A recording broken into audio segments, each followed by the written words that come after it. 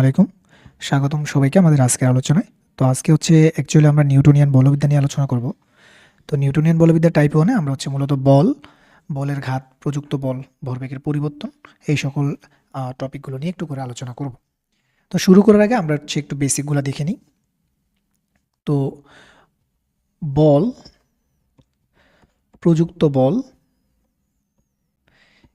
অর্থাৎ যতগুলো ওয়ার্ডের শেষে বল আছে, বল কথাটা আছে যতগুলো ওয়ার্ডের শেষে, সবার জন্য আসলে একটাই ফর্মুলা। এদের সবার জন্য একটাই ফর্মুলা, সেই ফর্মুলাটা হচ্ছে কি F ইকুয়াল টু এম এ। ঠিক আছে, ওকে। এরপরে এখানে বোঝার বিষয় হলো যে যদি বলের ঘাত বলে, বলের ঘাত, তবে এই জিনিসটা কিন্তু একটু ডিফারেন্ট। এটা কি? এটা হচ্ছে প্রযুক্ত বল ইন্টু সময়। ঠিক আছে, তো প্রযুক্ত বল ইন্টু সময় আমরা একটু দেখব, সাইডে আমরা একটু দেখি এটার কনসেপ্টটা কী ছিল অ্যাকচুয়ালি।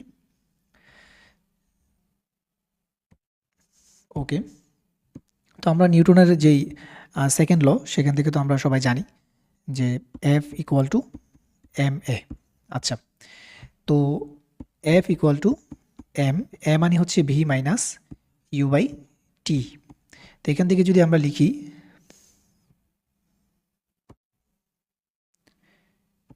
F ইন্টু টি, সুতরাং আমরা লিখতে পারি m V minus M u. তো এটাই হচ্ছে মূলত বলের ঘাত। তো এটা কিন্তু আমরা অ্যাকচুয়ালি জে দিয়ে প্রকাশ করি, সুতরাং জে ইকুয়াল টু হচ্ছে আমাদের f into t equal to m V minus plus minus M u. তো এখানে আসলে প্লাস মাইনাস দেওয়ার মিনিংটা কি সেটা আমরা একটু বুঝবো। সো প্লাস কেন দিচ্ছি? আচ্ছা, এখানে প্লাস চিহ্ন দ্বারা বোঝাচ্ছে যে দুইটা দুই দিকে থাকে তখন প্লাস হবে, বাট যদি থেকে থাকে মাইনাস হবে তখন। ওকে, আচ্ছা,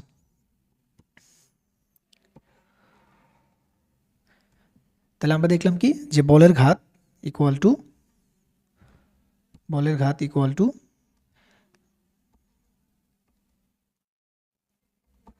M V minus M u. তো এটাকে আমরা বাংলায় কি বলি? ভরবেগের পরিবর্তন, ভরবেগের পরিবর্তন। সো এটা আমাদের মাথায় রাখতে হবে। আচ্ছা, এরপরে আমরা হচ্ছে আরও একটা জিনিস পড়বো, সেটা হচ্ছে যে বেগের পরিবর্তন। অনেক সময় বেগের পরিবর্তন বা বেগ বৃদ্ধি, সরাসরি এই জিনিসটা আমাদের কাছে জানতে চায়, বা বেগ বৃদ্ধি সরাসরি এই জিনিসটা আমাদের কাছে জানতে চায়। সো এটার জন্য আমরা একটা ইকুয়েশন ফর্ম করব অ্যান্ড দেখব। ওকে, সো আমরা এখান থেকে যদি লিখি, অ্যাকচুয়ালি তোমরা একটু কর্নারে উপরে বাম পাশে লেফটের কর্নারে একটু করে দেখো, এখানে আমরা একটু আলোচনা করি। সো আমরা এখান থেকে দেখতেছি কি যে F equal to M A, মানে হচ্ছে আমরা এখান থেকে লিখতে পারতেছি কি যে F equal to M del V by T. এটা লিখতে পারি কারণ এ মানে হচ্ছে ভি মাইনাস ইউ, তো ভি মাইনাস ইউ মানে ব্যাগের পরিবর্তন অর্থাৎ ডেল ভি। সো আমার উদ্দেশ্য হচ্ছে ডেল ভিটা বের করা। সো এই ডেল ভিটা কী হবে তখন? ডেল ভিটা হবে f into t divided by, নিচে চলে আসবে আমাদের ডিভাইডেড বাই, নিচে চলে আসবে আমাদের কি? নিচে চলে আসবে আমাদের এম। তাহলে এটা হচ্ছে কি ব্যাগের পরিবর্তন বা ব্যাগ বৃদ্ধি বের করার সরাসরি সূত্র। তো তোমরা চাইলে এটা সরাসরি অ্যাপ্লাই করতে পারো, নো প্রবলেম। আমরা দেখতেছি এটা হচ্ছে আমাদের সরি, এটা হচ্ছে সরাসরি সূত্র। ওকে, আচ্ছা, এটা হচ্ছে সরাসরি সূত্র। তো এটাকে যদি আমরা এখানে লিখি তাহলে ডেল ভি এটা দাঁড়াচ্ছে কি যে f into t divided by m. তো এটার আরেকটা ফরম্যাট আছে, আরেকটা ফরম্যাট কি এখানে দেখো একটু, যে এফ বাই এম। তোমরা তো এটা জানো যে এফ বাই এম মানে কি? এফ বাই এম এটা মানে হচ্ছে এ, তাই না? এফ বাই এম মানে হচ্ছে এ। আচ্ছা, তো এইখানে আমরা ডেল ভি এর পরিবর্তে লিখতে পারি এই যে এফ বাই এম, এটার পরিবর্তে লিখতে পারি এ ইন্টু টি। তাহলে ডেল ভি ইকুয়াল টু সরাসরি হচ্ছে আমরা এটিও অ্যাপ্লাই করতে পারবো, আবার আমরা এটাও অ্যাপ্লাই করতে পারবো, আবার এটাকেও কিন্তু কি অ্যাপ্লাই করতে পারবো। তো এই ছিল আমাদের এই টপিকের সূত্রাবলী মূলত। তো আমরা এখানে 3টা সূত্র দেখলাম।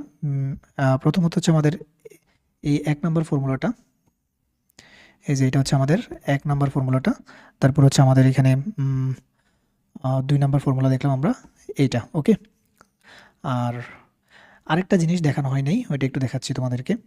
সেটা হচ্ছে এই যে আমরা প্রযুক্ত বল বের করব, I mean F equal to ma বের করব, এখানে এই ত্বরণটা বের করাটা হচ্ছে ইম্পর্টেন্ট। তো ত্বরণ বের করার জন্য অনেকগুলো ফর্মুলা তোমাদের জানা উচিত, তোমরা এগুলো জানো, V minus U by T, তারপর হচ্ছে V square minus U square by 2s, তারপর হচ্ছে এ ইকুয়াল টু হচ্ছে এফ বাই এম, তারপর হচ্ছে A equal to 2s by T square, এগুলো আছে। তো কোনটা কখন অ্যাপ্লাই করব? বেসিক্যালি যখন টাইম দেওয়া থাকে, সময় থাকলে আমরা হচ্ছে এই সূত্রটা অ্যাপ্লাই করি, সময় থাকলে, তারপর হচ্ছে যদি দূরত্ব থাকে বেসিক্যালি তখন এই সূত্রটা আমরা অ্যাপ্লাই করি, দূরত্ব থাকলে, তারপর হচ্ছে যখন বল দেয়া থাকে তখন এই সূত্রটা অ্যাপ্লাই করি, আর এই তিনটার কোনোটা দিয়ে যদি অ্যাপ্লাই করা না যায় তখন আমরা এটা দিয়ে ট্রাই করি। ওকে, সো এই ফর্মুলাগুলো তোমাদের জানা আছে, তারপরও রিভিউর জন্য আমি একটু দিলাম। তো এবার হচ্ছে আমরা ম্যাথগুলোতে চলে যাচ্ছি। তো hair is our first math. তো আমাদের প্রথম ম্যাথটা দেখো কি আছে, যে 1 মিটার পার সেকেন্ড বেগে চলমান 20 কেজি ভরের একটা বস্তু, আচ্ছা যাই আছে আমরা হচ্ছে দেখি আগে কী বের করতে বলছে। তো আমাদেরকে বের করতে বলছে যে প্রথম বস্তুর ভরবেগের পরিবর্তনটা কত হবে। সো ভরবেগের পরিবর্তন আমরা তো একটু আগে দেখে আসলাম, তোমরা তো জানো, এই যে ভরবেগের পরিবর্তন মানে হচ্ছে M V minus M u অথবা এফ ইন্টু টি। তো আমরা দেখি আসলে এই দুইটার কোন সূত্রটা দিয়ে এটা করা পসিবল। তো আমরা দেখতেছি কি এখানে কি এফ ইন্টু টি অ্যাপ্লাই করা পসিবল, যেহেতু কোনো টাইম নাই তার মানে এটা করা যাবে না, বা m V minus M u এটা করা পসিবল। দেখো প্রথম বস্তুর কথা বলা হয়েছে আমাকে, ঠিক আছে। তো প্রথম বস্তুর জন্য কিন্তু তোমাকে আদিবেগটা দেয়া আছে, অর্থাৎ আদিবেগটা দেয়া আছে 1, কিন্তু শেষ বেগটা কত সেটা কিন্তু বলে দেয় নাই, ঠিক আছে। তার মানে এটা দিয়েও করা পসিবল না। তাহলে আমরা কি দিয়ে করব? আমরা জানি ওই যে ভরবেগের সংরক্ষণ সূত্র থেকে, ভরবেগের সংরক্ষণ সূত্র, সো ভরবেগের সংরক্ষণ সূত্র থেকে আমরা জানি যে প্রথম বস্তুর ভরবেগ ইকুয়াল টু দ্বিতীয় বস্তুর ভরবেগ। প্রথম বস্তুর ভরবেগ আর দ্বিতীয় বস্তুর ভরবেগ কি হবে? সেম হবে, একই হবে। এটা হচ্ছে ভরবেগের সংরক্ষণশীল নীতি থেকে আমরা জানি, ঠিক আছে।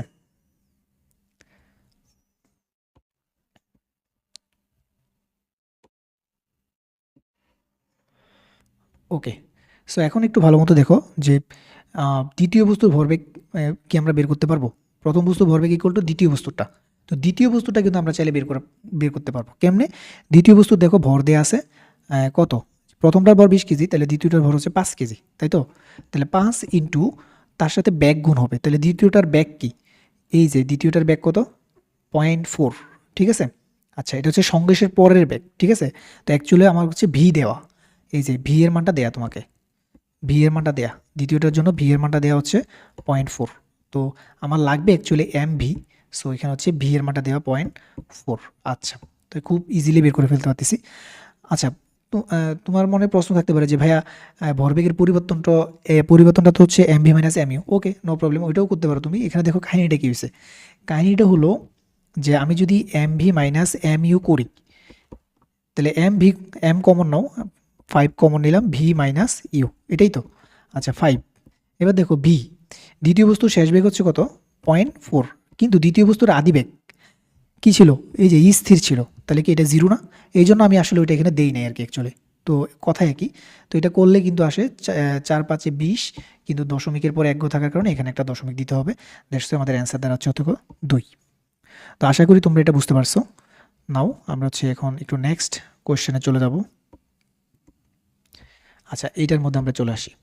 এটার মধ্যে কি বলছে একটু দেখো, যে প্রযুক্ত বল বের করতে বলছে। আমরা আগে দেখব কি বের করতে বলছে ভাই, প্রযুক্ত বল বের করতে বলছে। তো আমরা জানি এফ ইকুয়াল টু এম এ, তাই না? তাহলে এম এর মান কত দেওয়া আছে? 0.4। এখন আমাকে যে কোনো উপায়ে এর মানটা বের করতে হবে। তো এখানে দেখো টাইম দেওয়া আছে, তার মানে টাইম দেওয়া থাকলে, আমি তো তোমরা বলছি একটু আগে যে টাইম দেওয়া থাকলে আমরা হচ্ছে বেসিক্যালি এই ফর্মুলাটাই অ্যাপ্লাই করব, একেবারে ইজি। তাহলে ভি মাইনাস ইউ বাই টি, তাহলে ভি কত?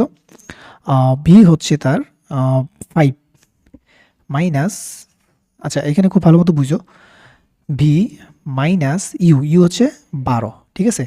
12 ডিভাইড বাই টাইম হচ্ছে 0.02। এবার তুমি যখন অঙ্কটা করবা তোমার অঙ্কটা কিন্তু আর হবে না। কেন হবে না তোমাকে একটু বলি। এখানে একটা জিনিস দেখো যে আঘাত করার ফলে বলটা হচ্ছে বিপরীত দিকে চলে গেছে। কোন দিকে? বিপরীত দিকে। যখন বিপরীত কথা থাকবে কোনো ভেক্টর রাশির সামনে, তখন তোমাকে অবশ্যই সামনে একটা মাইনাস বসাইতে হবে।